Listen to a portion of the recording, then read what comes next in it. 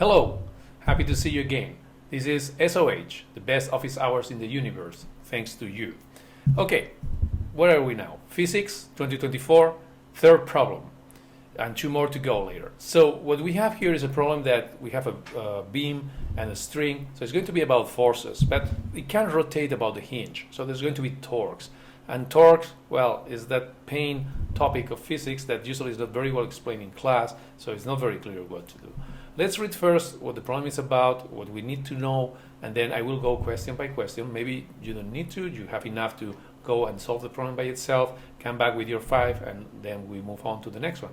But we can also talk about a little bit what happens with torques and how to deal with them in practice. You will see much more in college about this, much more. But it's quite a high level, this problem.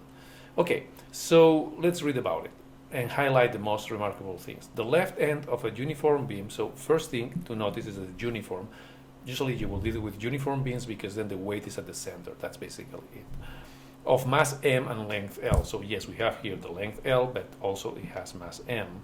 Is attached to a wall by a hinge as shown in figure 1. Awesome figure. On one end of a string with negligible mass, so we can't neglect the mass of the string, it's here, is attached to the right end of the beam. Okay, fantastic. What else? The other end of the string is attached to the wall above the hinge at point 1. Okay, yeah, very good wording. The beam remains horizontal. That's very important. So it's just completely horizontal. The hinge exerts a force on the beam of magnitude FH. So they want us to call it FH.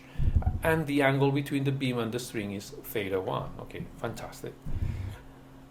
So there are a few questions here, right? Draw, what is next? There's tension, force of tension, different angles, then the reference expression of magnitude of the tension, and finally, if it's consistent, and then what? Oh yeah, the angular speed. So there's a lot of stuff here. So basically, for those that you just want to have the highlights, here you will have to apply that the sum of torques equals I alpha, and if there is no motion, then you can say that alpha, the angular acceleration, is 0, so sum of torques equals 0. Why not sum of forces equals 0? Well, in this problem, it would work. You would get the same solutions and the same answers as if you do the sum of torques equals to 0. However, it can be proven that if you would add just another single object here, like a little mass, sum of forces equal to 0 is not enough to constrain this problem to have no motion. While sum of torques equal to 0, it will tell us that it's non-rotating, and that's enough to solve the problem. So, in other words, if you have a question like, should I use sum of force equals to 0 or sum of torques equal to 0, ask the following question. Can I solve it with sum of torques equal to 0 and there might be some rotation in this problem? We have a hinge, there might be some rotation. Can I use only this? Then start with that one. Because the problem is thought to be solved in that way, basically.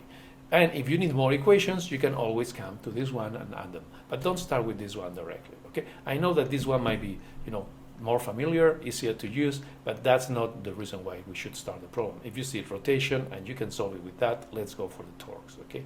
And so here it is, and then you can continue with the problem and solve it by yourself. And now I'm going to solve this problem in detail, so if you want to stay, we'll learn quite a few things about rotation and torques. Okay, let's move on. So the first question is, the following rectangle represents the beam in figure 1, so this rectangle here. Draw and label the forces, not the components. So they want the full force. Okay, so the forces, and we have to label them. Exerted on the beam. Draw each force as a distinct arrow starting on and pointing away from the point at which the force is exerted. Well, let's start with the easiest one, right? We have the weight, and the weight is going to be at the center. And the reason is that we have a uniform beam here. Okay, so remember we have a uniform beam, so it's at the center. So you can write here, if you wish, at center of the beam. Looks cool. Now we have two more. We have the string and the hinge. Let's continue with the string, which is a bit easier. So the string, the force of the tension on the string is going to be along the string. The string is something flexible, and in this case it's with tension, so the molecules are aligned, so the force is along the molecule. So it's aligned with the string. It cannot be outside the string. However, the hinge is a rigid object, and the force of the hinge could be anywhere. But remember that there is no motion. So we have this thing here. Let's highlight that. So we have no motion. Okay, let's focus on that. And if there is no motion, then it cannot rotate. So no rotation, no translation. It doesn't move. So the sum of forces must be 0, the same as the sum of torques. But notice that just with sum of force, you see that draw, right? It's just basically that. They don't tell you to write the theory of all physics here. So if we don't want this to move, what you have to do is to plot something that is exactly the same thing, right? That it cancels each other. So if this is the tension, we see that after they call it Ft, okay, let's call it Ft. We could call it tension, sure, you know, but anyway, Ft. So here, call it Fh as they want, right? Fh here. But just the same. So if this has an angle, this has the same angle, and the same length. They are the same length, because we want that the sum of the forces is 0, and also the sum of the torques is 0, okay? So, okay, so that will be the first question. But it's very important to realize about this, okay? These are the same angle, and indeed the same length, same length too. That would be awesome, okay? That would be A++, okay? Okay, so let's move on to what we have next. The string is then attached at the lower on the wall, and the beam remains horizontal. So that's very important. We still are in the same condition that the beam is horizontal. As shown in figure 2, the angle between the beam and the string is now a new angle, theta 2. The dashed line represents the string, shown in figure 1. Okay, thank you. The magnitude of the tension in the string is Ft1. Okay, the magnitude is Ft2. So if we would like to draw the tension here, we would have like Ft1. And if we would like to draw the tension here, is Ft2. Now I'm going to do something that, you know, it's wrong, because Ft2, we don't know if it's larger or not. So we don't know where it ends. We don't know where it ends. So the answer is the first one. But why? Why is the tension larger? We have to justify the answer with a qualitative reasoning beyond referencing equations. So we also have to kind of give not just the equations. So let's realize again that there is no motion, and this problem may have rotation. So start with this. Sum of torques equals to 0. There is no motion. Or the net torque, if you want to say the net torque is 0. You can say that. Now, which forces are here? Let's draw them again. So we have the hinge. Remember, we have the hinge here. Then we have the tension, and we also have the weight, right? Here at the center. The torque of the hinge is 0 because there is no distance. No distance to H. We are going to measure them from this point, from H. Okay, the torque. You could choose another point, and then there will be a torque of the hinge. But let's choose a simple one, and then we kill that. It's that. Fh, the torque of the hinge is 0. Now, what is the torque associated with the weight? Well, the torque associated with the weight is going to be numerically something, but they want us to think about it. So it's not going to be 0, and it's going to be in this direction, right? Turning in this direction. While the torque associated with the tension is going to be pointing upwards, so it's going that direction. That's why they can cancel out. Now, we remember that the torque, if we don't use equations, the torque is proportional, that's the key point, proportional to the, which component of the force? Perpendicular component of the force. So, if the weight remains horizontal all the time, the perpendicular component here of this tension, the perpendicular component, look, this is becoming super cumbersome, right? You know, it's like, why don't they just use tension, and this is tension Y? So let's use maybe the letter Y. Okay, this component. Then this implies that the perpendicular component of the tension is the same. This is super important for all angles. Let's think about it once more. The torque is proportional to the perpendicular component, and the weight doesn't change when we change the angle. The beam does not change, it's horizontal, and is the same one, right? So this component here, this force here, is going to be the same. So the torque is going to be the same. How do we cancel out that torque? Well, we need the perpendicular component, but it's always exerted at the edge of the beam. So this perpendicular component cannot change regardless of the angle. So in other words, what we can say, let's use a little bit more of space. What we can say here is the following. Thus, you know, F T Y is the same regardless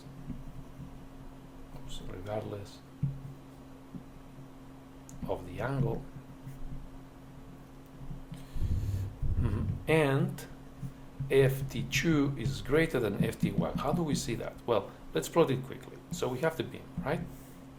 And we have the same vertical component.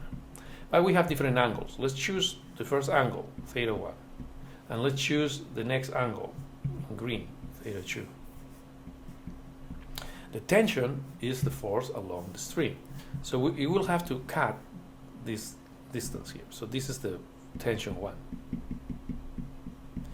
And therefore, for tension 2, we are going to go much farther away, right? So the arrow is going to be longer. So you have that the force tension 2 is greater than the force tension 1. Because the vertical component is the same, but the angle is smaller. That's it. That's it. All this is because of wording. Now we'll see how algebra simplifies things. So let's see. Question C, right? Starting with Newton's second law in rotational form. So we should not use this one. Not this one, guys. Okay? Not this one. Rotational form means this one. Sum of torques about a point of your choice equals I alpha. Derive an expression of the magnitude of the tension of the string. So they want to derive the magnitude of the tension, and then we could answer whether it's larger or not, right? Express your answer in terms of m, theta, and physical constants, probably g, right? Gravity. Begin your derivation by writing yes. Okay? So this is our beginning, that the sum of the torques equals the moment of inertia times alpha. Don't worry about the moment of inertia. We don't need it. We know that there is no motion. So alpha is equal to 0. There is no motion. So this is 0. So basically, that the net torque in equilibrium equals to 0. Okay, now we have to compute the torques. So we have three forces. Remember, we have the force of the hinge, we have the tension, and we have the weight. Okay, force of tension. And there is an angle here, theta.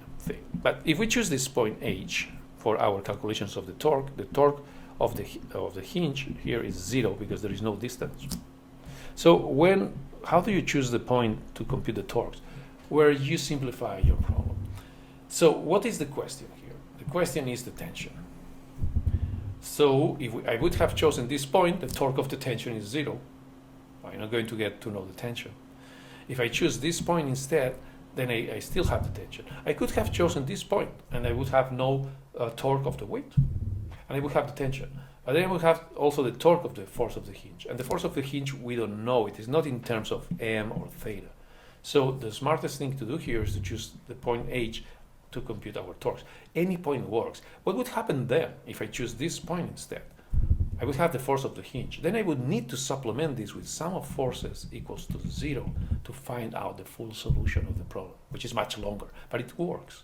So it's good to know that, yeah, there is no trick. You can use this and this together to solve any equilibrium problem, choosing any point of your choice. It could be, I don't know, in Paris if you want. But the point is that you choose something. Well, Paris is a good point to choose, by the way.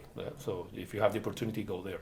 But since you are now solving the problem and you have to be proctor here, you cannot go to Paris, unfortunately, then let's choose a point that simplifies your life, and then you can go earlier to Paris. So that point is this one, right, the hinge. Because in this case, the force of the torque of the force of the hinge is 0, and we can continue with the other ones in terms of the variables that they want us to use. So what is the next one? Maybe the weight. So how do we deal with that? So a torque is always the force, okay, mg, cool, mg. The distance to the force, L divided by 2. And then indeed is the perpendicular component. In this case, the perpendicular component is exactly the weight. So that's the torque of the weight. And you have to choose a sign because it can rotate clockwise or counterclockwise, and it's up to you. So I don't know. Let's choose one or the other. It's totally free. There is the act of freedom of choosing the sign for the torques, okay? Approved by Congress 200 years ago at least. So I'm going to choose that counterclockwise is positive because it's standard in physics, and negative is clockwise. You see, contrary to the common sense, but that's okay. What does the weight do from this point, from point H? If it's another point, it would be another sense of rotation. From this point, it goes like clockwise.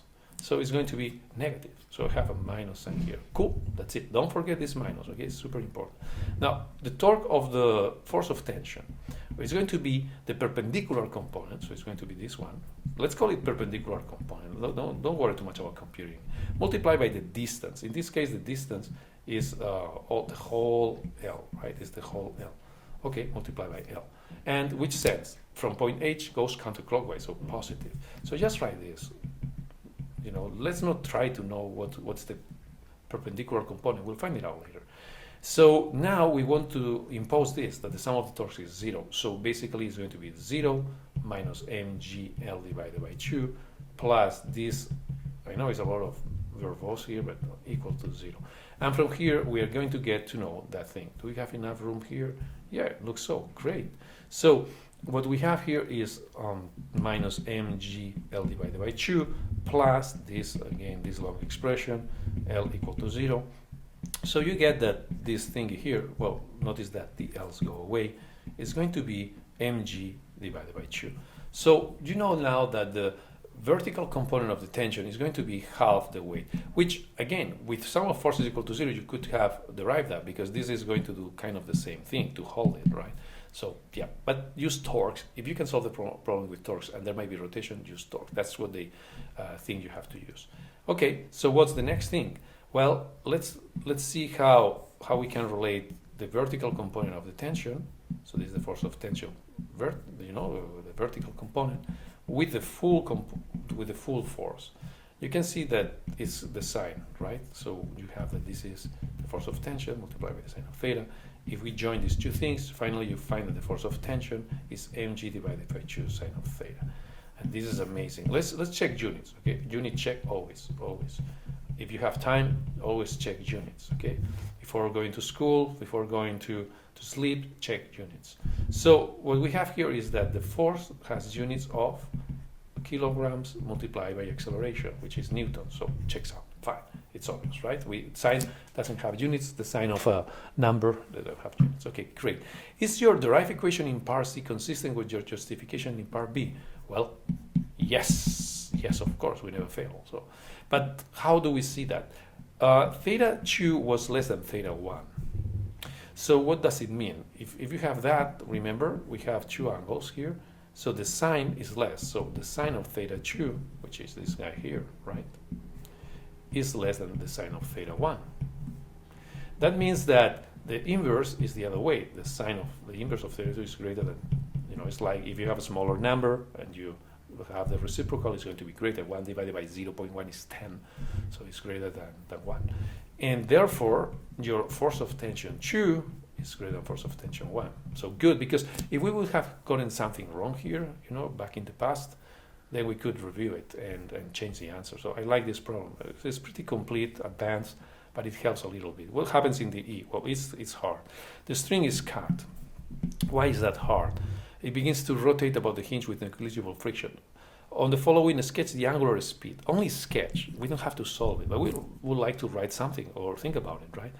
So why is this difficult? Because when we cut the string, we still have the weight here, right? So, well, let's do the sum of torques. Now, the sum of torques is non-zero because there is motion. There's motion. So we have to take into account the full expression.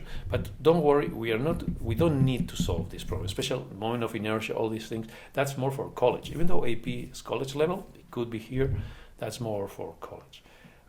So what do we do here?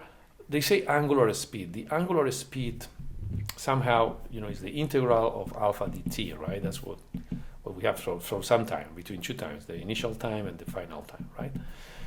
So if we can get to know a little bit about alpha, we may have a little bit of an idea of omega. Omega is the area under alpha, right?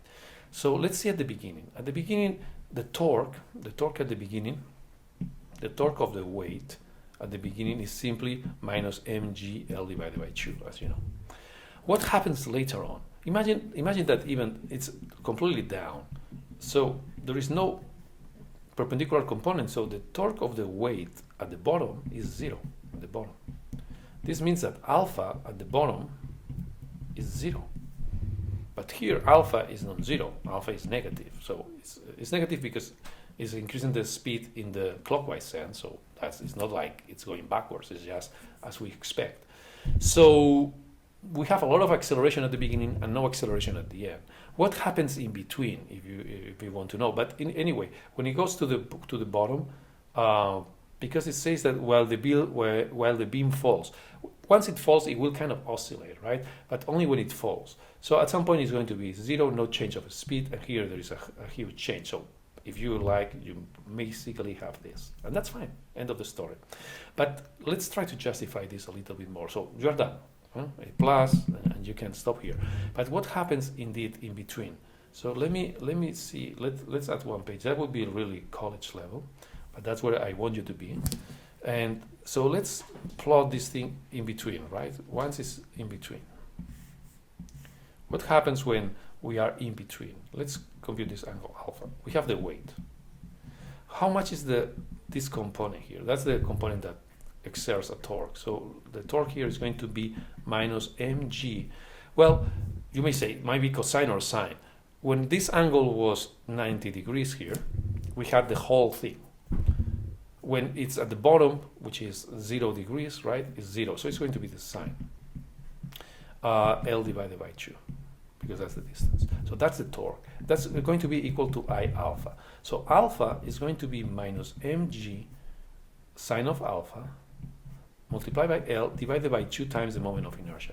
The moment of inertia of a beam is known, and by the way, the moment of inertia of a beam through one of its extremes, but you don't really need it. But it's known, it's on a table. But the point is that it's going to be constant, it doesn't change, but there is an alpha that changes. So let's write the things that do not change in time here, and the things that change in time, here. So you have an acceleration, maybe that's not the best notation, right, because that's the angular acceleration. So, but that's the angular acceleration. And this is the angle this is an angle, okay? So, I don't know, you can change it in any way. But the point is the following. The acceleration is going to be, let's see, angular acceleration on time, angular acceleration. And let's use just the absolute value for now, okay? Over time, how is it going to be? It's going to be a large number here, so it's going to be mgl divided by 2i. And then it's going to decrease until 0, and like a sine. So, sine is like this. So omega is the area under the curve. So you will start with 0, and then the area is going to increase until it reaches this value here. So that area is what we were plotting here. This is the area. This thing is not the thing down. It's just this curve is the area. And that's what we have. Now, integrating this equation where you have the acceleration, so the second derivative of the angle alpha with respect to time equal to this, even though it's a constant here, this has no simple solutions. No simple solutions. This differential equation is only you can solve this numerically. That's really interesting because that's a pendulum. I mean, the hinge will collide with the hinge, but otherwise it will be a pendulum. So a real pendulum has a differential equation that cannot be solved unless numerically. That's why it didn't work very well at the time of Galileo or Newton and so on, or Huygens, because they didn't have like a computer to solve this kind of problem. So they were then restricted to small angles, and that's something that we can talk if you want. But for now, you went over A++, I think plus, okay, totally. I love it. I hope you enjoy it and think about it and put all together into the highest level that you can, much farther beyond AP Physics 1, because then you're ready for any college and to succeed in your career. See you the next one.